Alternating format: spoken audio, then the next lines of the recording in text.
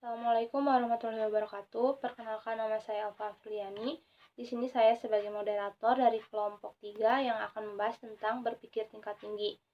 Sebelumnya saya akan memperkenalkan terlebih dahulu anggota kelompok kami, yaitu yang pertama ada saya sendiri Alfa Afriani sebagai pemateri pertama, Novi Trisnawati sebagai pemateri kedua, Septi Larayani sebagai pemateri ketiga, Intan Oktaviani sebagai pemateri keempat, Nuni Ajahra sebagai pemateri kelima, Nur Fahmi sebagai pemateri keenam, Dewa sebagai pemateri ketujuh, dan Raden Debi sebagai pemateri kedelapan.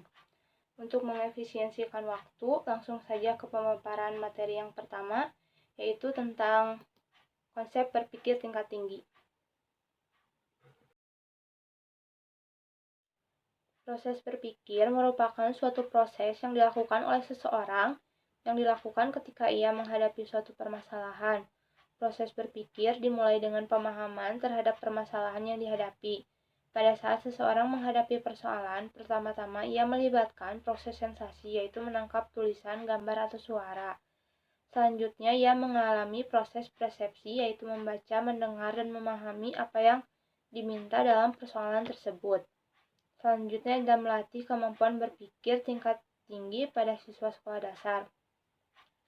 Pembelajaran matematika menurut pandangan konstruktivisme adalah memberikan kesempatan kepada siswa untuk mengkonstruksi atau menemukan prosedur sendiri dalam memecahkan masalah.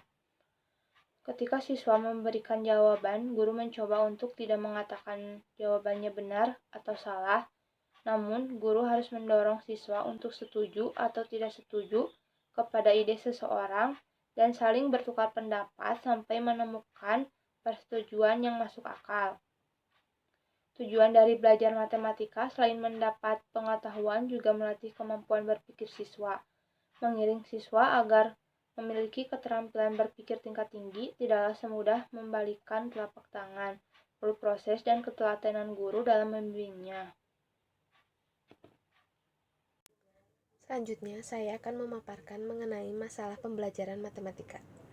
Suatu masalah biasanya memuat situasi yang mendorong seseorang untuk menyelesaikannya. Akan tetapi, tidak tahu secara langsung apa yang harus dikerjakan untuk menyelesaikan masalah tersebut. Lalu, jika suatu masalah diberikan kepada seorang anak, dan anak tersebut mengetahui cara penyelesaiannya, maka masalah tersebut tidak dapat dikatakan sebuah masalah. Menurut Morrison, pada tahun 2005, mengatakan bahwa seseorang dianggap memiliki dan menghadapi masalah bila menghadapi 4 kondisi, yaitu: yang pertama, memahami dengan jelas kondisi dan situasi yang sedang terjadi. Yang kedua, memahami dengan jelas tujuan yang diharapkan, memiliki berbagai tujuan untuk menyelesaikan masalah, dan dapat mengarahkan menjadi satu tujuan penyelesaian. Yang ketiga, memahami sekumpulan sumber daya yang dapat dimanfaatkan untuk mengatasi situasi yang terjadi sesuai dengan tujuan yang diinginkan. Hal ini meliputi waktu, pengetahuan, keterampilan, teknologi, dan barang tertentu. Yang keempat, memiliki kemampuan untuk menggunakan berbagai sumber daya untuk mencapai tujuan tersebut. Selanjutnya, saya kembalikan kepada moderator. Terima kasih kepada moderator yang telah memberikan saya kesempatan untuk menjelaskan materi. Baiklah, di sini saya akan menjelaskan materi tentang pemecahan masalah matematika.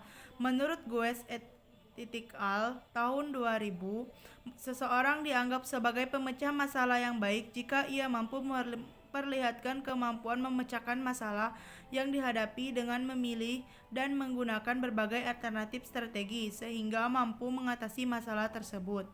Menurut gue, cara berpikir secara matematis yang efektif dalam memecahkan masalah meliputi tidak saja aktivitas kognitif seperti menyajikan dan menyelesaikan tugas serta menerapkan strategi untuk menemukan solusi, tetapi juga meliputi pengamatan metakognisi yang digunakan untuk mengatur berbagai aktivitas serta untuk membuat keputusan sesuai dengan kemampuan kognitif yang dimiliki.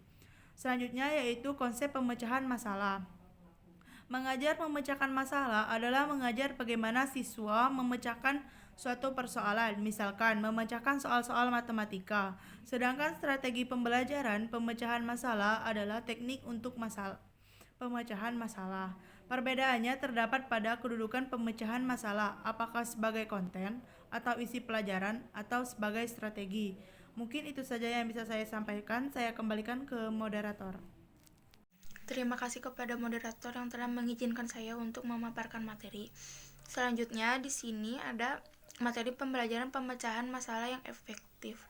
Poin yang pertama, strategi pemecahan masalah secara khusus harus diajarkan sampai siswa dapat memecahkan masalah dengan benar. Selanjutnya, tidak ada strategi yang optimal untuk memecahkan seluruh masalah. Beberapa strategi sering digunakan daripada yang lainnya dalam setiap tahapan pemecahan masalah. Nomor 3, guru harus mengajarkan berbagai strategi kepada siswa untuk dapat menyelesaikan berbagai bentuk masalah.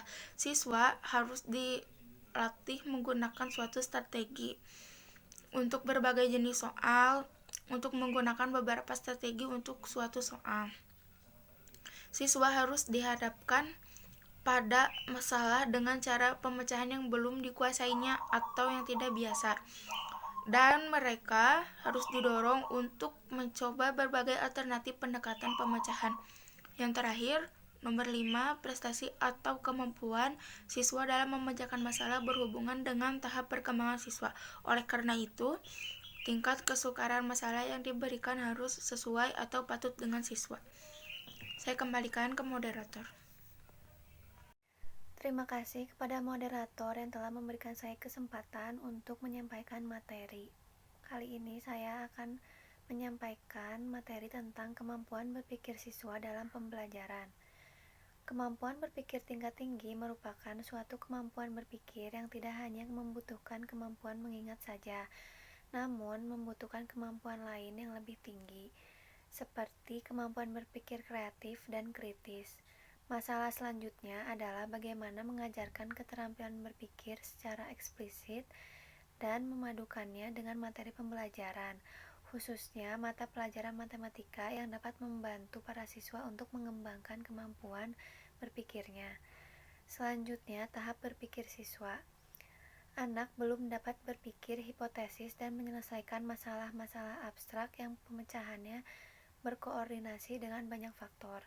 Kemampuan kognitif berkaitan dengan kemampuan berpikir yang mencakup kemampuan intelektual, mulai dari proses mengenal, dilanjutkan dengan proses mengingat atau menghafal, kemudian memahami dan memproses informasi apa yang telah diperoleh.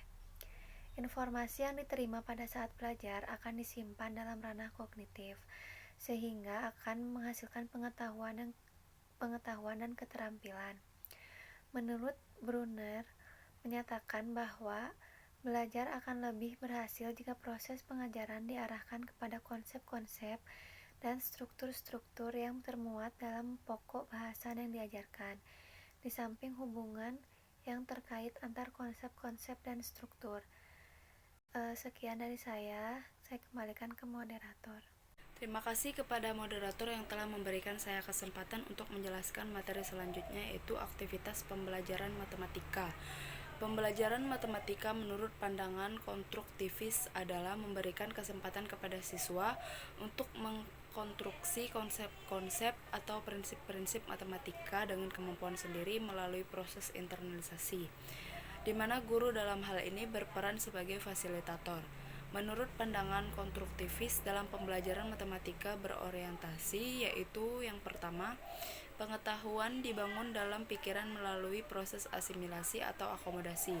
Yang kedua, dalam pengerjaan matematika, setiap langkah siswa dihadapkan kepada apa, dan yang ketiga, informasi harus dapat dikaitkan dengan pengalamannya tentang dunia melalui suatu kerangka logis yang mentransformasikan, mengorganisasikan, dan menginterpretasikan pengalamannya. Dan yang keempat, pusat pembelajaran adalah bagaimana cara siswa berpikir, bukan apa yang mereka katakan atau tulis.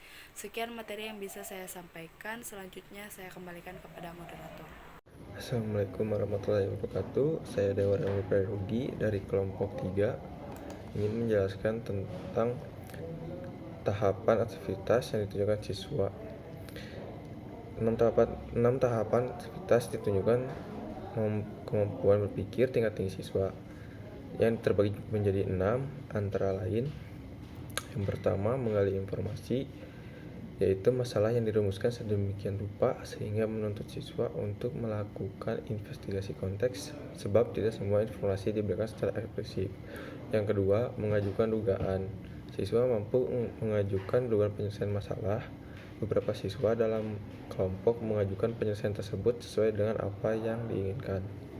Yang ketiga, melakukan inquiry. Dalam inquiry, individu mengajukan pertanyaan dan mencari informasi yang cukup dengan mengkaji dan menganalisa informasi tadi untuk menjawab pertanyaan yang dimaksudkan. Sekian dari saya yang bisa saya sampaikan. Selanjutnya materi akan dilanjutkan oleh Raden Dewi Sintia.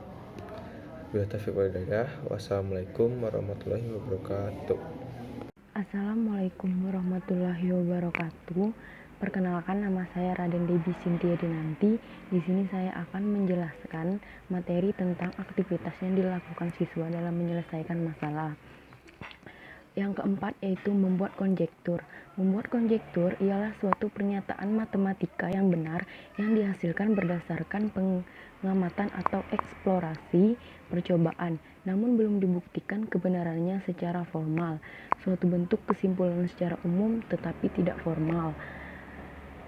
Ketika pernyataan ini dibuktikan secara matematika, maka konjektur tadi berubah namanya menjadi suatu teorema. Yang kelima yaitu mencari alternatif. Dalam melakukan sesuatu, siswa akan mencari cara yang lebih efektif untuk menyelesaikan suatu masalah, walaupun cara itu belum dapat diterima oleh kebanyakan siswa lainnya, namun hal ini menunjukkan kemampuan siswa mencari alternatif jawaban tersebut. Yang terakhir yaitu menarik kesimpulan. Kegiatan terakhir, siswa melihat kembali persoalan yang harus diselesaikan. Pada tahapan menyusun konjektur, siswa menyelesaikan sesuatu yang tahapan berpikir dengan memanfaatkan semua kemampuan yang dimiliki terdahulu. Di akhir, siswa mengembalikan penyelesaian pada persoalan semula. Hal ini ditunjukkan pada akhir penyelesaian mereka.